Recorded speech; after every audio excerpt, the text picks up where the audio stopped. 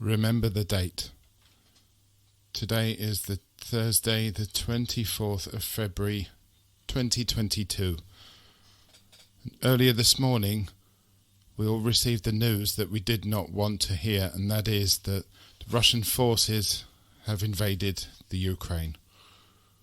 Tanks have been seen crossing the borders, and attacks on various cities in the Ukraine, including Kiev, have been seen. Many world leaders have gone into Russia and to the Ukraine to try to sort this out before it became what it is now, a war. Not only does this represent Russia at war again with one of its former Soviet states, but this time it could hit hard around the whole continent, possibly around the world, but let's hope not. Let's hope that senses are come to and the tanks and the armoured vehicles and the planes and everything turn around and go back home to Russia.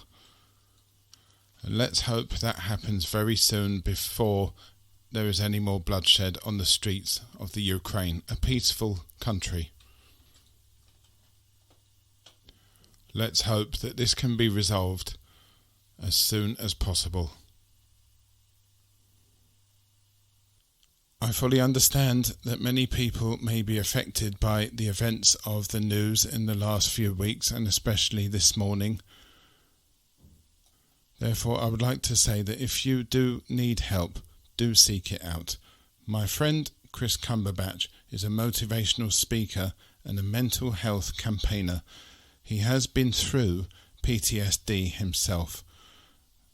Chris has allowed me to share with you his website in which he tells of his story, battles with mental health, etc., but also how to get help for yourself. I would urge you to go and have a look at the website. It is madyana.co.uk. That's madyana.co.uk. madyana.co.uk.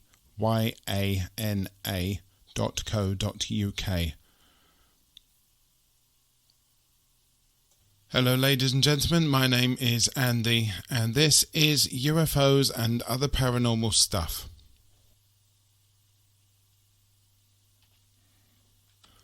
I hope that you're all doing well. Yes, the world is full of bad news at the minute, it seems, but I hope that, like I said, I hope that you're all doing well and you're able to find peace somewhere. Got an email a few weeks ago from a gentleman called Dave, who I believe lives in Bristol. Dave wrote in to say, I saw what I thought was a helicopter with its searchlight on until it went behind a long, narrow cloud. As I was waiting for it to emerge at the other end, all I saw was an orange sort of line shoot straight up from about the middle of the same cloud, and nothing came out at the end of the cloud, which was where I expected it to be. I told my friends, and of course they scoffed, making me doubt what I'd seen. But about 2 weeks later, I was in one room and my friend was in a different room. He got my attention by shouting, "Dave, they're back!" And we both saw an object moving erratically in the sky.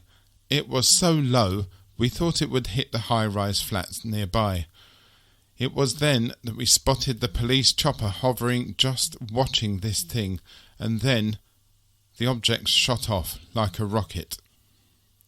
What's puzzling me is the fact the police chopper remained there, just hovering for a good 6 or 7 minutes. Probably stunned by what they had seen, I emailed the Bristol Evening Post, but I don't recall seeing anything in the news. That was about 7 or 8 years ago. A friend told me yesterday that he remembers reading about something, but I can't find it. These were in the Barton Hill area of Bristol. Maybe someone else saw them. If anybody could help Dave with that, that would be much appreciated. If you could send a message through to me, just go to www.ufosandops.com and there's a little bit at the bottom of my new website where you can send me a message. If you do that, I can forward it to Dave. There is a donation button as well on the website, so if you do wish to donate, it would be very much appreciated. Thank you. He did send another email though. It goes on to say, in my 68 years on this beautiful planet, things I cannot understand, more so because of all the things that had happened for these events to occur. I have witnesses for some, but the strangest one involved an American and 2 Aussie girls, and in my mind resulted in 2 soulmates meeting again. I think you may be, like me, amazed. Once again, ladies and gentlemen, please do write in if you've ever had an experience like that, any UFO experience or any experience where 2 people who have never met before, they meet and yet it seems like they've known each other for, I was going to say centuries, but for a very long time. Please do write in and let me know. It would be very interesting to hear your stories. That reminds me, if you do have any other stories of UFOs or paranormal events, then again, don't hesitate to get in touch. Go to www.ufosandops.com and there you can see all the other podcasts, all the trailers, everything, all the special episodes, as well as stories from other people too. There will be a segment coming up on the website by somebody called Maggie Z. That will be in the next 2-3 weeks, not exactly sure yet, but do keep an eye out for it. It is very, very interesting. Once again, you will find that at www.ufosandops.com. Also, if you are interested in sponsoring the website and the podcast, please do again send me a message through the website. Anyway, swiftly on to this week's episode. The Time Machine in London? Now, we all know cemeteries are places that have very strange feelings attached to them. Obviously, that is due to the fact that they are cemeteries and they are full of bodies of those who have passed. We also know from previous episodes that London cemeteries can be places of extreme weirdness, especially the big ones. Remember the Vampire of Highgate Cemetery? It has long been said that the cemeteries are more than places where the dead just go to rest. Highgate Cemetery is one of a group of large cemeteries known as the Magnificent Seven. It shares that group with other highbrow cemeteries in Kensal Green, West Norwood, Abney Park, Nunhead and Tower Hamlet. The other, officially the 6th of the Magnificent Seven, is Brompton Cemetery. And this cemetery, just like the one in North London, Highgate, has its links to the strange.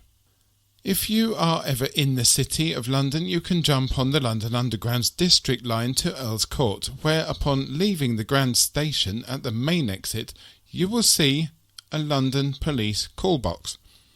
These were used in the 1920s and until the 1980s, when the proliferation of public telephone boxes as well as the advent of the mobile telephone meant that calling emergency services was much easier than having to find a police call box to use. In the 1960s, the BBC were making a brand new science fiction television show and needed a prop for when the show's eponymous time-travelling character, Doctor Who, would first appear in 1960s London. They decided to use the police call box as, in the show's storyline, it blended in. The idea was that the Doctor's ship, the TARDIS, 10 points for anybody who knows what TARDIS stands for, would change its appearance to blend in wherever or whenever it went in time and space.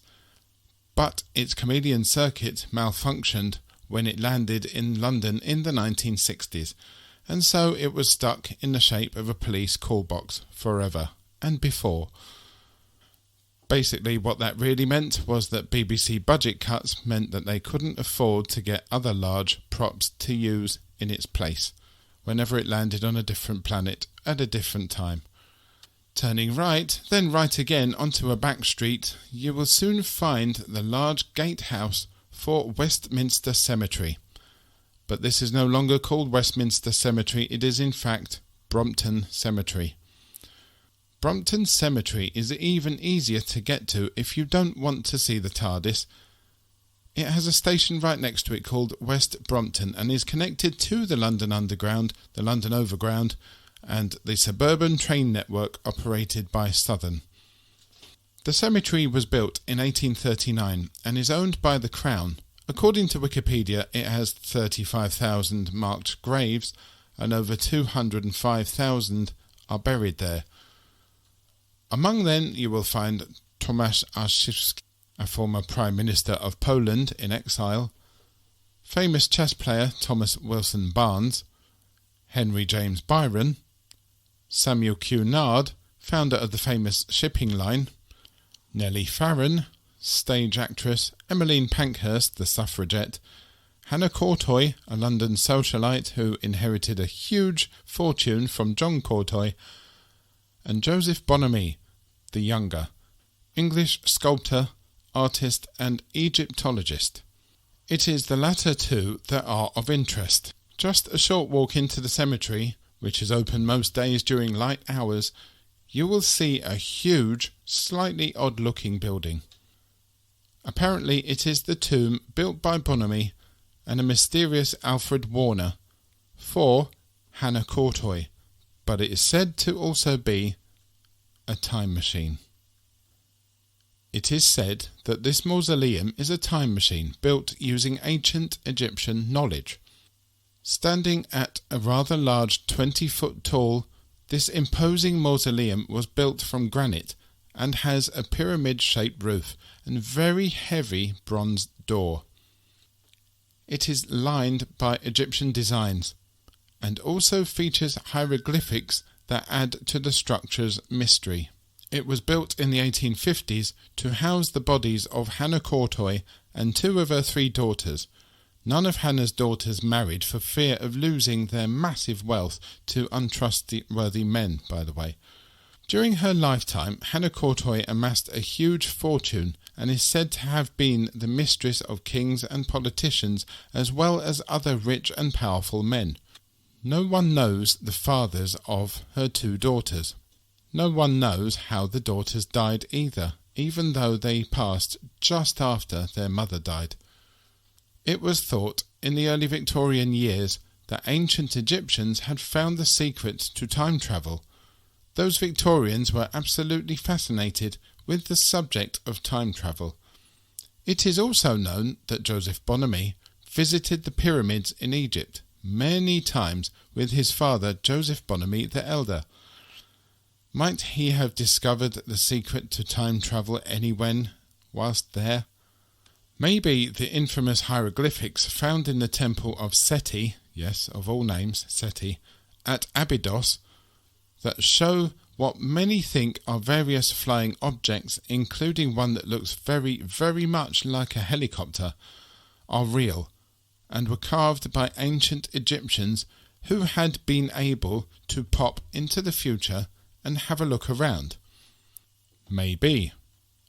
However, self-claimed expert Stephen Coates has gone even further than the time machine theory, stating that this building in Brompton Cemetery is in fact a teleportation chamber.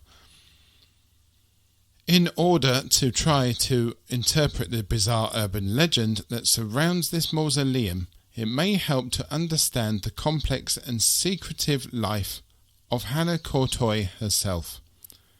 Hannah Peters was apparently born in 1784, and a few years later, at a very young age, she fled from her abusive father and went to work as a housekeeper and an employee at a local tavern. Yes, they had anyone of any age working at places in London in the old days. Some years later, she met and became housekeeper of a former wigmaker, John Courtoy. Courtoy was in poor health and needed someone to help him. He had made an absolute fortune in the banking business. Within 1 year, Hannah gave birth to her first daughter. She stated that despite his poor health and age, the daughter was that of Courtoy. But many in those days thought that the baby was the child of the man who introduced Courtoy and Peters a year prior, Francis Grosso. Despite all of this, Hannah Peters married John Courtoy, taking his name, but also having a lot of influence over his decisions too. His will, made in 1810, stated that his fortune would be given to a former wife of his and their 5 children. But 4 years later, it was changed so that Hannah would receive his wealth instead. Hannah Courtoy was also, like many others in that time, fascinated by Egyptology, especially hieroglyphics. She thought that ancient Egyptians knew their place in the universe. She and Joseph Bonamy would meet regularly at her home to study the ancient Egyptians. When she died, she was placed at rest in the elaborately designed Mausoleum in Brompton Cemetery. It was designed by Bonamy, who wanted the Egyptian details placed on the tomb in a very precise way. When Bonamy himself died some years later, an ancient Egyptian design was placed on his headstone.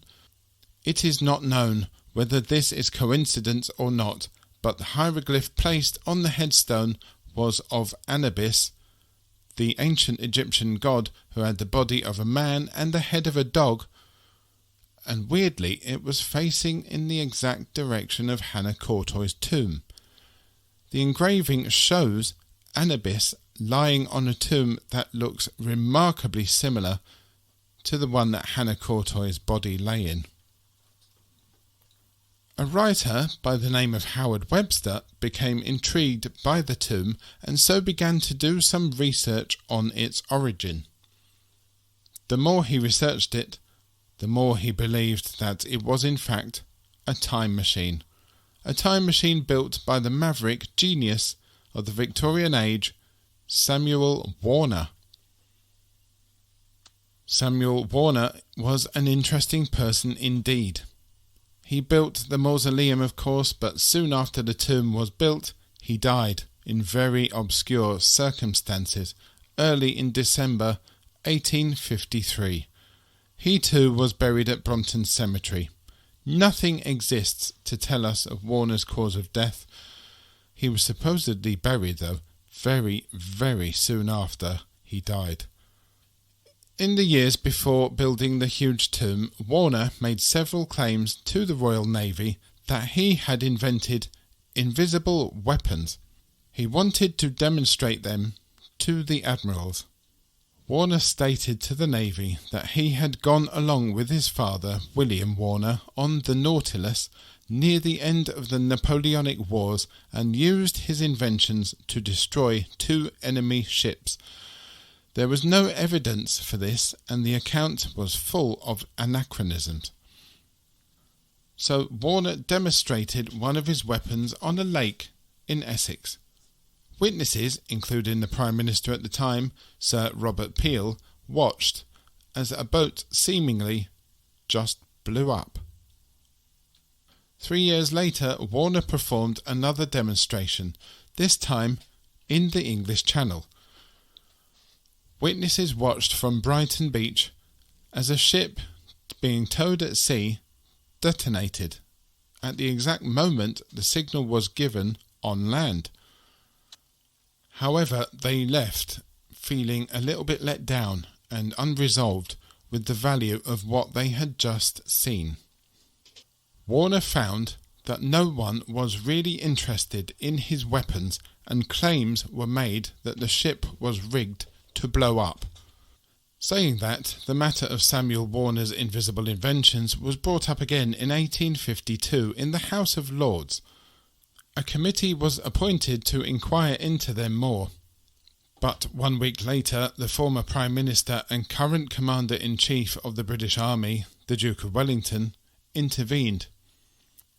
He pointed out that the inquiry was scientific in nature and that it had been entrusted to the Ordnance Department. The committee never reported. Back to the time machine theory. It is thought that Joseph Bonamy and Samuel Warner worked together using the knowledge of the ancient Egyptians decoded from the hieroglyphics to create this time machine.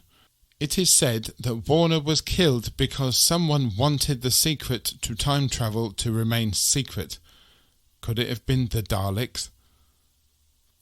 Or was he killed because he had the knowledge to create super weapons which could not be allowed to fall into the hands of anyone who might be considered an enemy? Webster, in fact, does go on to say that he believes the body in the grave marked Samuel Warner is in fact not that of Samuel Warner, and that he is alive and well and travelling through time with the use of his and Bonamy's invention. Could it be that Hannah Courtoy and her daughters did not die back in the mid-1800s? Could it be that the ladies cheated death and are wandering around in time somewhere, or more pertinently, somewhen? It is strange that soon after their supposed parting, all evidence of their existence vanished. All but one. The evidence of the inheritance from John Courtoy to Hannah. A spokesperson for Brompton Cemetery has stated that if they too did build a time machine, placing it in a cemetery would indeed have been a very good idea. The most eccentric of structures can always be explained away in a cemetery. Also, people can walk about unobserved. Also, it would be highly unlikely that an important cemetery would ever be redeveloped in the near or far future, meaning that the tomb would be in place for centuries, allowing its 19th century traveller the ability to get in and out with ease even in the 22nd century. All seemed to be nice and calm until just after Hannah's descendants visited in the 1980s. The key for the time travel mausoleum disappeared. In 1998, a reporter by the name of Helen Smith wrote an article that may have been the first story in the mainstream press that raised the theory of Hannah Courtoy's tomb really being a time machine. She described the tomb's exterior to her readers, but also wrote that the three occupants are three spinsters of whom nothing is known apart from one piece of evidence regarding the inheritance. Smith cited Howard Webster as the perpetrator of the story of the time machine. She said that Webster's research had unearthed a connection between Bonamy and the maverick Victorian genius and fraudster Samuel Warner. The research went on to say that both these men worked together to invent a time machine, but they just needed someone who could finance their clandestine project. That is when Helen Smith says that Hannah Courtoy came into the story. Joseph Bonamy had the ancient wisdom. Samuel Warner had his breakthrough scientific resources. And of course, Hannah Courtoy had the money. And as previously stated, they had placed the newly built time machine in Brompton Cemetery because they thought it would never face redevelopment and the tomb would never be disturbed. But the missing key was very important too. It went missing in the 1980s, after some descendants of Hannah Courtoy apparently visited the tomb. But Hannah's daughters did not marry. There was never any evidence that they had children either. That begs the question, who were these descendants? With Hannah's daughters apparently not having any children, what family line did these descendants come from exactly? Maybe, just maybe, these so-called descendants of Hannah Courtoy and her daughters that visited the tomb in Brompton Cemetery in the 1980s were in fact Hannah Courtoy and her daughters. Could it also be that Hannah had visited the future, managed to get hold of some things of antiquity that may not have been of any value in that era that she was visiting, taken those back to the 1800s, gotten her employer, then husband John Courtoy, to sell these now extremely valuable objects to those rich, famous, powerful people that she mingled with, so that he could get the money that would eventually be given to her through the inheritance, so that she could afford to pay Bonamy and Warner's project to create the time machine that would allow her to go into the future and keep her wealth flowing in a predestination time loop kind of way. Until we find the key to the door, we will never know what may be behind it.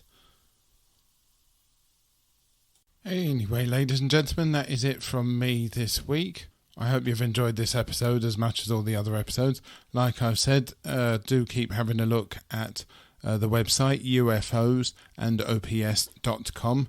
Keep an eye out for Maggie Z's contribution, which should be coming very soon.